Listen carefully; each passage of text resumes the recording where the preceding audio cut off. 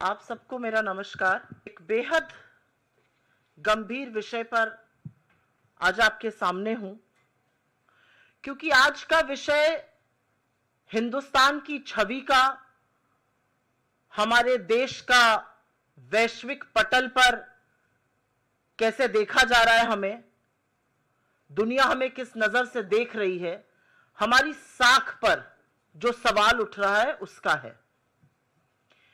11 साल से नरेंद्र मोदी जी इस देश के प्रधानमंत्री हैं और इस देश के प्रधानमंत्री रहते हुए 11 साल में उन्होंने अधिकांश वक्त विदेशी दौरों पर, विदेशी देशों से संबंध बढ़ाने पर, अमेरिका जैसे देश जिनका अच्छा संबंध भारत से रहा है उनसे प्रगाढ़ता बनाने पर ही फोकस किया है। 11 सालों में उनका अधिकतर, ज्यादातर ध्यान अपनी रंगी पुती छवि को बनाने का, कैमरे में सही एंगल में आने का, इसी होड़ में बीता है। लेकिन जब आज हमारे देश को विश्व की बड़ी ताकतों, विश्व के बड़े देशों, विश्व के हमारे मित्रों की जरूरत है, तो वो साथ खड़े नजर नहीं आ रहे और बजाय हमारा साथ देने के अमेरिका जैसे देश एडवाइजरी इशू करके कह रहे हैं कि हिंदुस्तान जाना रिस्की है और खास तौर से महिलाएं अकेले हिंदुस्तान बिल्कुल ना जाएं। और यह अमेरिका तब कर रहा है जब वो दूसरी तरफ पाकिस्तान की मेहमान नवाजी कर रहा है, उनको दावतें उड़ा रहा है, उनके लिए लाल कालीन बिछाया हुआ है, उनकी वाहवाही में लगा हुआ है। 11 साल से विदेश नीति का फलसफा यह है कि हमारे लिए एडवाइजरी इशू हो रही है कि हिंदुस्तान ना जाइए और पाकिस्तान के लिए दावतें सज रही हैं। आपकी जानकारी के लिए और आपके माध्यम से लोगों की जानकारी के लिए एक बार ताजा कर देते कि अमेरिका ने भारत की यात्रा पर आने वाले नागरिकों के लिए एक ट्रैवल एडवाइजरी अपडेट करी है। इसको यात्रा चेतावनी कह लीजिए, लेवल 2 की। इसमें कहा गया है कि महिलाएं भारत अकेले यात्रा बिल्कुल न करें। इसमें यह भी कहा गया है कि अमेरिका के जो सरकारी कर्मचारी हैं वो बिना परमिशन के हिंदुस्तान नहीं आ सकते हैं। इस एडवाइजरी में 2 टूक शब्दों में कहा गया है, बलात्कार अभी भारत में सबसे तेजी से बढ़ने वाला अपराधों में से एक है। यहां सेक्सुअल असॉल्ट समेत हिंसक अपराध टूरिस्ट स्पॉट और दूसरे स्थानों पर होते हैं। हमारी वाहवाही में ये कसीदे अमेरिका ने पढ़े हैं और साथ ही और भी हिंसक चेतावनी दी है कि हिंसा हो सकती है, आपराधिक गतिविधि हो सकती है। 11 साल में आज हम उस मुकाम पर खड़े हैं कि अमेरिका जैसा देश हमारे लिए ट्रैवल एडवाइजरी इशू कर रहा है और पाकिस्तान के लिए, हमारे दुश्मन देश पाकिस्तान के उस नफरती जनरल को दावत दे रहा है। हाउडी मोदी किया, नमस्ते ट्रंप किया, अब की बार ट्रंप सरकार के भी नारे लगा डाले। क्या मिला, क्या मिला ये सब करके? आज सवाल इस बात का, आज सवाल तो उन मूल भक्तों से भी पूछना पड़ेगा जो यज्ञ हवन कर रहे थे कि ट्रंप जी राष्ट्रपति बन जाएं। हमें क्या हासिल हुआ, हमें क्या मिला? हाउडी मोदी, नमस्ते ट्रंप, अब की बार ट्रंप सरकार करके आज सवाल इन बातों का है।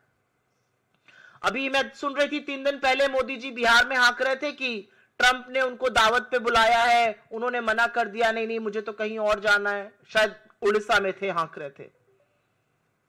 अच्छा किया आप नहीं गए। आप जाते तो आपको आसिम मुनीर जो नफरती जनरल है उसके साथ बिठाकर खाना खिलाता ट्रंप, और आप कुछ कह नहीं पाते। आप कह रहे हैं आपका मित्र आपको दावत पे बुला रहा है और आपका मित्र हमारे देश के खिलाफ ट्रैवल एडवाइजरी इशू कर रहे हैं। महिलाएं यहां आने लायक नहीं है। अमेरिका के जो पदाधिकारी हैं वो बिना परमिशन के नहीं जाएं, अपने रिस्क पर इंडिया जाइए। आपको दावत पे बुलाया जा रहा है, देश के साथ ये किया जा रहा है। तो असलियत यह है कि अपने देश की विदेश नीति को जो धता बताया है मोदी जी ने, उसका फलसफा यह है, क्योंकि विदेश नीति तो कोई है नहीं। विदेश मंत्री लेजर आंख लाल लाल लगाकर रील बनाने में व्यस्त हैं, मोदी जी सही कैमरा एंगल ढूंढने में व्यस्त हैं। 17 बार ट्रंप सीज फायर का श्रेय ले चुके हैं, भारत और पाकिस्तान को समकक्ष खड़े कर चुके हैं। आसिम मुनीर और नरेंद्र मोदी का नाम एक सांस में ले रहे हैं, जो मुझे कतई अच्छा नहीं लग रहा, क्योंकि जो भी हो मोदी जी इस देश के प्रधानमंत्री हैं। लेकिन भाजपा को और मोदी जी को शायद इससे कोई फर्क नहीं पड़ रहा है। हमारे ऊपर टैरिफ लगा दिया, हमारे लोगों को हथकड़ियां बेड़ियां पहनाकर खदेड़ दिया, हमारे देश के खिलाफ इस तरह की बातें हो रही हैं और पाकिस्तान की वाहवाही हो रही है। सबसे बड़ी विडंबना क्या है, हमारे लिए ट्रैवल एडवाइजरी अपडेट हुआ, पाकिस्तान के लिए अपडेट नहीं हुआ। पाकिस्तान का ट्रैवल एडवाइजरी मार्च वाला ही, और बलोचिस्तान और खैबर और पख्तूनख्वा उधर मत जाइए जहां पर उनके यहां टेररिज्म होता है। इससे बड़ा हमारे माथे पर और कलंक क्या होगा, और सरकार मूक दर्शक क्यों बनी रही है। हमारे लिए हमारे राज्यों में ट्रैवल एडवाइजरी इशू की गई है। पाकिस्तान की ट्रैवल एडवाइजरी में महिला सुरक्षा पर एक शब्द नहीं है। जो आतंकी मुल्क है, जहां पर मसूद अजहर से लेकर हफीज सईद और दाऊद इब्राहिम रह रहे हैं, वहां की कोई ट्रैवल एडवाइजरी अपडेट नहीं हुई है। भारत जैसा देश, हम दुनिया की चौथी अर्थव्यवस्था है, हम एक बड़ा मार्केट है, हम गांधी का देश है, हमारे लिए ट्रैवल एडवाइजरी इशू हो रही है, पाकिस्तान को कोई ट्रैवल एडवाइजरी नहीं इशू की जा रही है। कितनी बड़ी विडंबना है, यह कितना बड़ा विरोधाभास है, इस पर नई दिल्ली को फर्क ही नहीं पड़ रहा है, सरकार सो रही है। और मुझे ऐसा लगता है कि भारत के इतिहास में इससे बड़ी धज्जियां, इससे ज्यादा कलई हमारी विदेश नीति की कभी नहीं खुली है। हम विश्वगुरु बनने का दंभ भरते हैं, लेकिन वैश्विक पटल पर अमेरिका एक भी मौका नहीं छोड़ रहा है हमारी फजीहत करने का। और एक बात बता दो इससे पहले कि अपनी डोमेस्टिक बातों पर चर्चा करें, क्योंकि वो भी जरूरी है। इस एडवाइजरी का बहुत फर्क पड़ता है। यह एडवाइजरी ऐसे ही नहीं कोई फर्रा इशू हो जाता है। इस एडवाइजरी का फर्क हमारे पर्यटन पर पड़ेगा, हमारे यहां आने वाले पर्यटकों पर पड़ेगा, हमारे यहां की जो टूरिज्म से इनकम आती है उस पर पड़ेगा, हमारे यहां आने वाले निवेश पर पड़ेगा, हमारी अर्थव्यवस्था पर पड़ेगा, हमारे लोगों की आय पर पड़ेगा। Just for your information, every foreign fund and every company looks at the risks of travel involved with an investment destination, और उसी तरह से इन्वेस्टमेंट होता है। और नेट एफडीआई का नेगेटिव होना इन्हीं सब चीजों का साक्ष्य है। और अब मैं बात करना चाहती हूं जो कुछ अनकंफर्टेबल चीजें अमेरिका ने उठाई हैं। मैं इस मंच से, मेरे तमाम साथी इस मंच से, कांग्रेस के वरिष्ठ नेता इस मंच से, अन्य तमाम मंचों से महिला अपराध के बारे में बेखौफ होकर बार बार बोलते हैं और सरकार की जवाबदेही तय करते हैं। क्योंकि यह भी सच है कि अगर देश में हर घंटे 43 महिलाओं के खिलाफ अपराध होता है तो चुप रहना संभव नहीं है, उसको नहीं बर्दाश्त किया जाएगा। और लगातार ऐसा हो रहा है। राष्ट्र की राजधानी दिल्ली में एक महिला के साथ बार बार अपराध होता है, वही आदमी उसके साथ बलात्कार करता है जिसकी वो कंप्लेन करने गई थी, जिसकी दिल्ली पुलिस ने कंप्लेन नहीं लिखी जनवरी में, अब वो फिर उसका रेप करता है और उसकी फिर एफआईआर नहीं लिखी जाती है। ओडिशा में एक छात्रा बीच पर गई, वहां पर 10 दानवों ने उसका गैंगरेप कर दिया। असलियत यह है कि छत्तीसगढ़ में एक आदिवासी औरत का इतनी बुरी तरह से गैंगरेप हुआ और उसकी अतड़ियां तक बाहर मिली। मुजफ्फरपुर में दलित बच्ची का सिर्फ गैंगरेप ही नहीं हुआ, उसके बदन पर 20 बार चाकू से गोदे हुए निशान मिले, उसकी अंततोगत्वा 1 जून को मृत्यु हो गई। असम के कछार में, बालाघाट में, मध्य प्रदेश के, मैं पढ़ती ही जा सकती हूं। उत्तर प्रदेश में नाबालिग बच्ची का चलती कार में रेप होता है, उसके साथी को बाहर फेंक दिया जाता है जिसकी मृत्यु हो जाती है। तो ऐसा नहीं है कि सब चंगा है। और यह एक सच है कि अधिकांश जो ऐसे मामले आते हैं, अधिकांश जो ऐसे कांड आते हैं, चाहे वो आईआईटी बीएचयू हो, चाहे वो नाव हो, चाहे वो चिन्मयानंद हो, चाहे वो अंकिता भंडारी हो, चाहे वो हरिद्वार की वो पिशाचनी हो जो अपनी बच्ची का गैंगरेप करा रही थी, या तो वो बीजेपी में पाए जाते हैं, या वो बीजेपी समर्थक होते हैं, या ऐसे अपराध के बाद उनको बीजेपी का संरक्षण मिल जाता है। असलियत इस बात की है। और इसलिए कुछ सवाल जरूर उठते हैं, और यह सवाल उठने वाजिब भी हैं। सवाल इसलिए उठते हैं क्योंकि अगर प्रज्वल रेवन्ना का प्रचार करने मोदी जी जाएंगे, अगर हर कीमत पर आईआईटी बीएचयू के गैंग रेपिस्ट को बचाने में सारी भाजपा जुट जाएगी, तो पॉलिटिकल संरक्षण मिल रहा है और इसीलिए अपराधी इतने बेखौफ हो रहे हैं। बड़ी बड़ी जो स्कीम्स हैं, चाहे वो निर्भया हो, चाहे वो बेटी बचाओ बेटी पढ़ाओ जो अब मिशन शक्ति के अंतर्गत सब सब्ज्यूम हो गई हैं, उसके लगातार फंड काटे जा रहे हैं।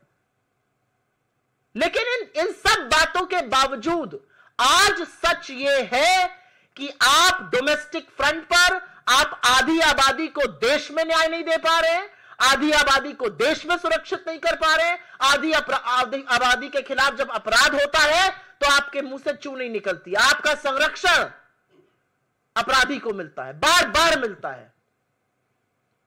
और विदेश में आपकी विदेश नीति इतनी विफल है कि जिनको आप गले लगाए, जिनके आप गले पड़ गए, आपने नमस्ते ट्रंप से हाउडी मोदी तक करा डाला, उनके नारे तक लगा डाले, उनका प्रचार प्रसार तक कराए, वो आपके खिलाफ ट्रैवल एडवाइजरी इशू कर रहे हैं। और भारत सरकार की ओर से एक शब्द नहीं, कोई आपत्ति नहीं। पाकिस्तान के खिलाफ ट्रैवल एडवाइजरी नहीं इशू होगी, हमारे खिलाफ होगी। पाकिस्तान के उस जनरल को बिठाकर दावत उड़वाई जाएगी, हमें पाठ पढ़ाया जाएगा और हम बिल्कुल चुप हैं। मतलब कहने को तो उनकी रगों में गरम खून और गरम सिंदूर खौलता है। ट्रंप का नाम सुनकर भीगी बिल्ली क्यों बन जाते हैं, कुछ बोलते क्यों नहीं है, मूक दर्शक क्यों बन जाते हैं। इस ट्राइबल एडवाइजरी का हमारी वैश्विक साख पर, वैश्विक पटल पर हमारी विदेश नीति की विफलता पूरी तरह से साफ है। और इसीलिए हमारी इस मंच से मांग है कि गवर्नमेंट ऑफ इंडिया इस मुद्दे को अमेरिका के प्रशासन से, अमेरिका की सरकार के साथ ले, और जो लगातार हमारे साथ हो रहा है, चाहे वो टैरिफ की धमकी हो, चाहे वो हमारे लोगों को खदेड़ना हो जबरन बेबकरी की तरह अमेरिकन मिलिट्री जहाजों में ठूस कर, चाहे वो बार बार श्रेय लेना हो, 17 बार श्रेय ले डाला, एक शब्द नहीं हमारी ओर से। और अब ये ट्रैवल एडवाइजरी, इस पर जरूर भारत सरकार अपनी आवाज बुलंदी से उठाए। I will very briefly make a statement in English on something which deserves and needs your urgent attention, because this pertains to India's image, to India's standing at the global stage. The reality is that America has issued a travel advisory of level 2 and has advised its women, especially, not to travel alone to India, citing various cases of rape. It also, of course, goes on to say that various kinds of crimes and incidents of violence and terror attacks can happen, and very categorically says that American officials will need permission from the government before they travel to India.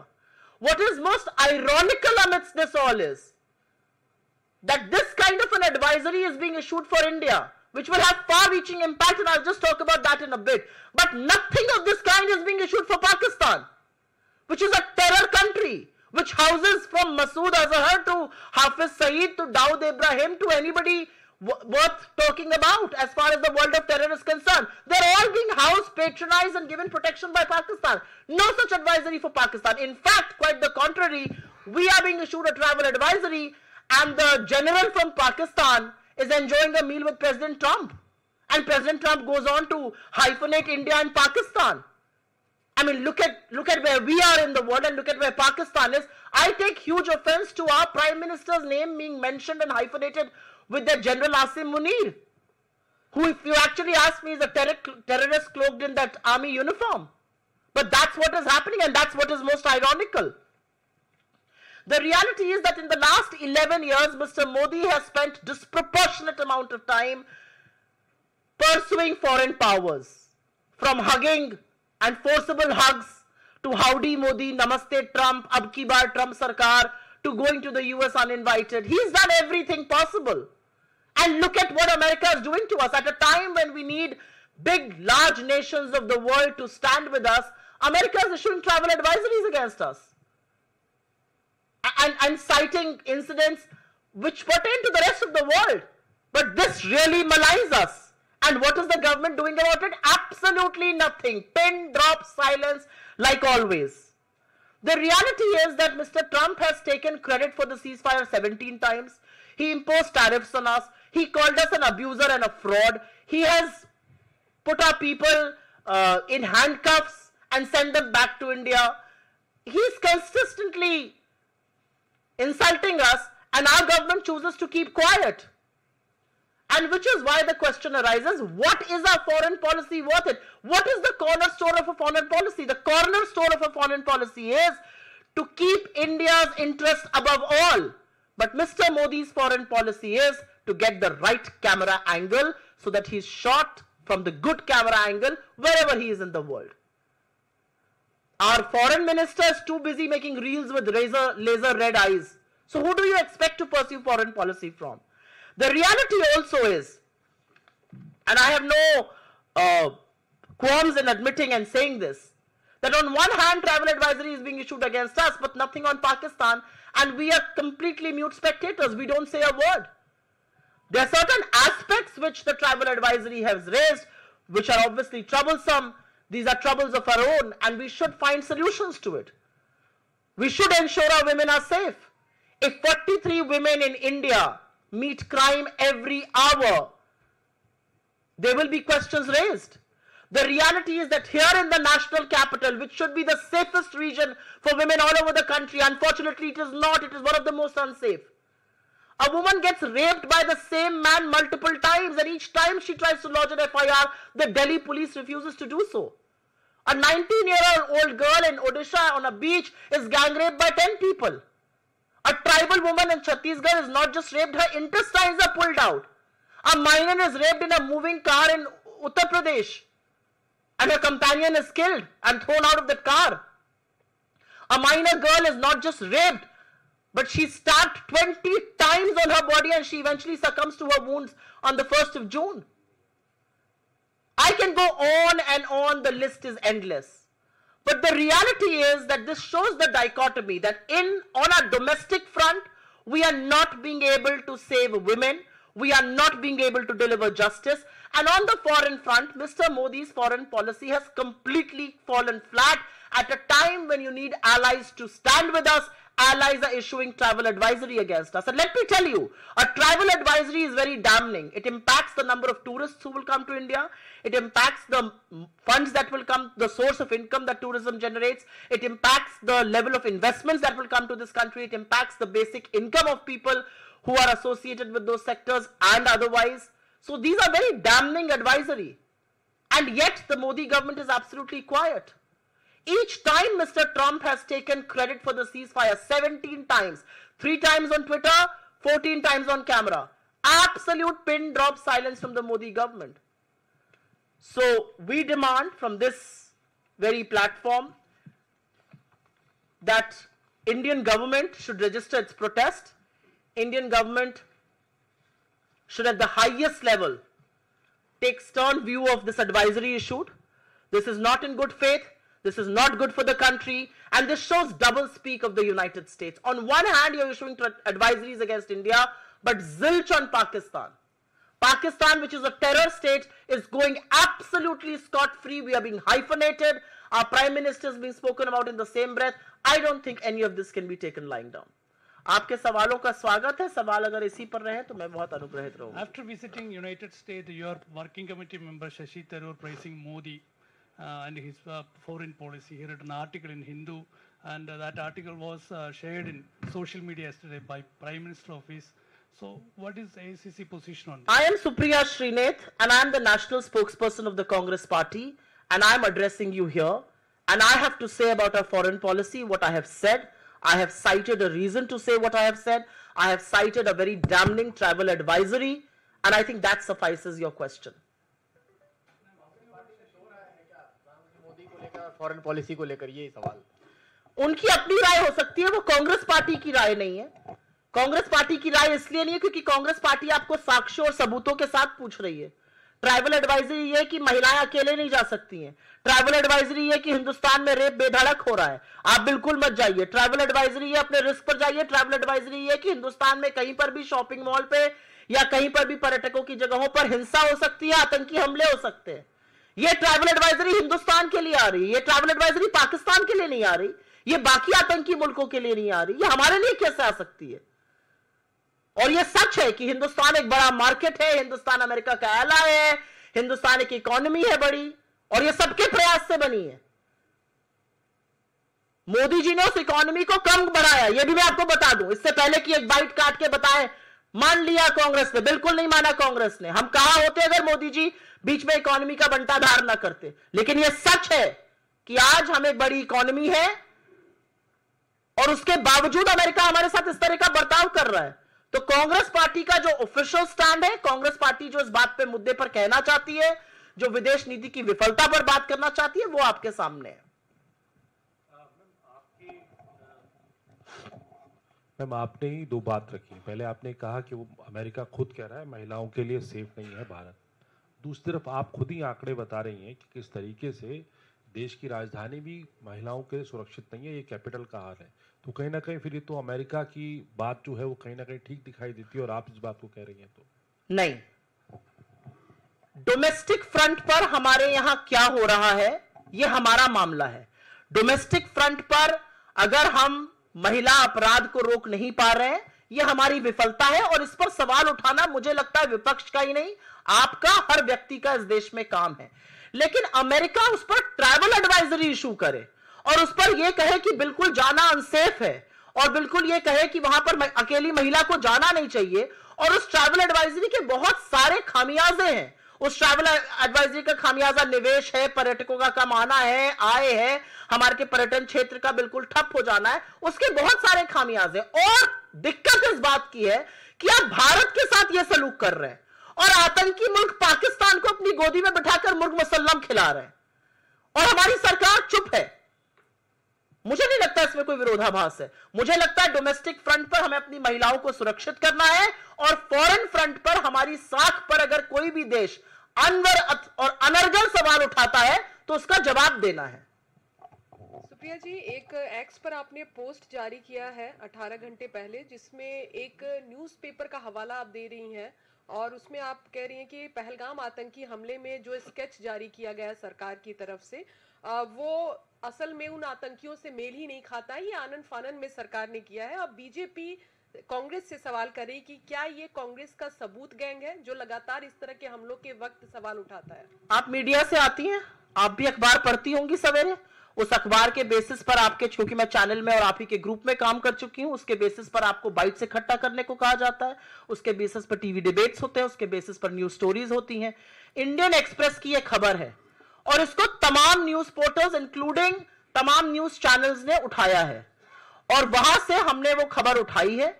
इस खबर का denial क्यों नहीं आ रहा है सरकार की ओर से? सरकार तो जेएनके पुलिस को ब्लेम कर रही है, जेएनके पुलिस तो सेंटर को रिपोर्ट करती है ना, यूनियन टेरिटरी है।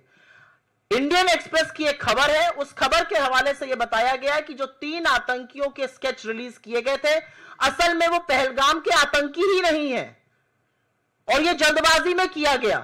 तो मैं जानना चाहती हूं कि अभी तो हम यह सवाल उठा रहे थे कि 2 महीने से ऊपर हो गए, और वो आतंकी कहां है ये किसी को पता नहीं, जमीन निगल गई, आसमान खा गया, किसी को नहीं पता है। ये कितनी बड़ी विफलता है कि 2 महीने बाद वो आतंकी कहां चले गए हमें पता ही नहीं है। वो देश में है तो हम पकड़ क्यों नहीं पा रहे, विदेश चले गए तो आपने सीजफायर कैसे कर दिया? असलियत यह है कि अभी सवाल यह था, अब पता चल रहा है नहीं जी, जो स्केच हमने देखा, जो फोटो हमने देखी, वो शायद आतंकी ही नहीं थे, और यह हवाला इंडियन एक्सप्रेस की रिपोर्ट दे रही है। तो सबूत गैंग, हर चीज में गैंग लगाने वाले लोग आज ये बताए 2 महीने हो गए, ये आतंकी, कोई और आतंकी, कोई और स्केच, हत्यारे कहां हैं? सवाल इस बात का है। Ma'am, there was a meeting yesterday of the Prime Minister Museum and Library headed by the Prime Minister himself, and in the meeting it was decided that they are going to move court because apparently in 2008 Sonia Gandhi moved 51 cartons full of documents related to former Prime Minister Nehru. So what is there to move court about? To bring that back. She's a member of his family. She has every right to make his correspondence or anything private. In any case, I don't know much about this matter. I'm sure my party will come back with an official response. But my first response is that she's a member of his family. She's his great-granddaughter. What is wrong with that? And I have actually something to say. I saw some pictures of the Prime Minister standing with multiple people at libraries. 84,000 schools in India have been shut down since 2014, since Mr. Modi has come to power. You can open 20 libraries and get yourself, pictured before all of them. If you continue to shut down schools in this country, you are playing with education, you are playing with the future of our people. It's as simple as that. Ma'am, as AICC spokesperson, why are you not attend this Shashi Tharoor question? I have answered the question in the best possible way that I could. I am the AICC spokesperson. I have been authorized to put out the party stand, which I have. She's asking a question. I've already answered that question. I'm not going to take it multiple times over. Ma'am, yesterday the by-polls results have come out in which Congress party has won 1 seat in Kerala. But your own MP, Tariq Anwar, has just tweeted and he has said that Ms. Shakti Singh Gohil has resigned from the post of PCC president, which is a welcome move. But why not other people are also following this step which he has taken? What's your take You on know, it? quite frankly, as far as the by-polls are concerned, the way I read that verdict is that the BJP won 1 out of the 5 seats. It tells you the anger people in this country have on most issues, including the Pahalgam terror attack. It tells you that people are worried that we have not been able to catch a single terrorist after 2 months of when the terror strike really happened. As far as Shakti ji is concerned, he answered to his own moral conscience and he thought it was his moral calling that he wanted to take ownership. People in the Congress are trained and attuned like that. People in the BJP perhaps are not. The railway accidents continue unabated. The railway minister doesn't resign. There is a huge accident, one of the most unprecedented ones as far as airways is concerned. The aviation minister is busy making reels. Nobody in this government resigns. Nobody in this government takes any moral responsibility, including the Prime Minister. So I don't know, I don't know how misplaced or placed that question is, but if Shakti Singh Gohil ji feels that this is his moral responsibility, he's answered to his own moral call. Questioning that why Congress is silent now. Earlier they used to question a lot about the EVMs, but now when the result has come out in their favor and on other seats like Aam Aadmi Party has also won, then why Congress party is silent on the result? What do you mean, why are we silent? We look at voting patterns, we look at voting lists, we look at voters missing, we look at polling that happens. The reality is that in the last 2 months, you have seen Election Commission move earth and heaven to keep people out of the election process. You just had an election commission order that has gone to various states, which essentially says that they don't need to keep proof of video and photographs beyond 45 days if it is not challenged. They moved earth and heaven and in 24 hours made a law which ensured that people of this country have no access to electoral documents or electoral videography. Why is the Election Commission moving earth and heaven to keep people of this country out of the election process? Why can't you give digital, readable voting lists to opposition that's demanding it? It's quite as simple as that. बहुत बहुत धन्यवाद आपका, शुक्रिया.